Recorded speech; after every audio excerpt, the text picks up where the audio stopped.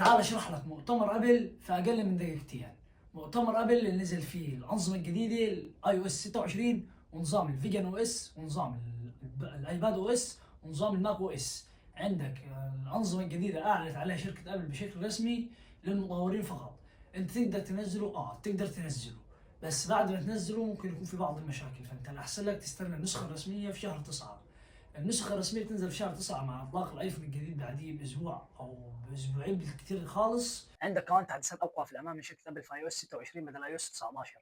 عندك كمان الذكاء الصناعي أقوى، وللأسف أنا ما بعتبرهوش ذكاء اصطناعي كان موجود في شركة أبل، ده بل بالعكس أنا بعتبره غباء اصطناعي. أنت عندك سامسونج بتعمل لها إزالة الأشياء اللي هي في سامسونج بالذكاء الصناعي رهيب جدا، ما يقارنش أصلا بال 16 برو ماكس يعني للأسف.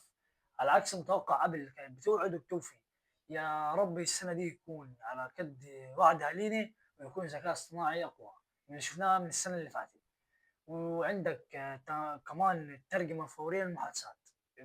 هيحصل ترجمة فورية للمحادثات، ده شيء رهيب جدا في شركة أبل، لو حصل هيبقى ممتاز جدا.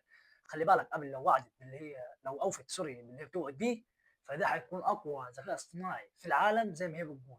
ولكن للأسف زي ما احنا شفنا في الجيل السابق مفيش وفاء بالوعد للأسف. ان شاء الله اول ما تنزل النسخه الرسميه هنعمل لكم فيديو، فتاكد انك متابع القناه وعامل تفعيل زر الجرس ومفعله على الكل عشان يوصلك اشعار جديد اول ما ينزل التحديث بشكل رسمي، عشان هنعمل عليه فيديو كامل ان شاء الله. وان شاء الله الفيديوهات الجايه هتبقى فيديوهات طويله على اليوتيوب. بس كده يا ابو الرايقين، احب اشكرك انك وصلت للجزئيه دي في اخر الفيديو. ايوه انت اللي بتشاهد الفيديو، ايوه انت يا عم الكلام ليك.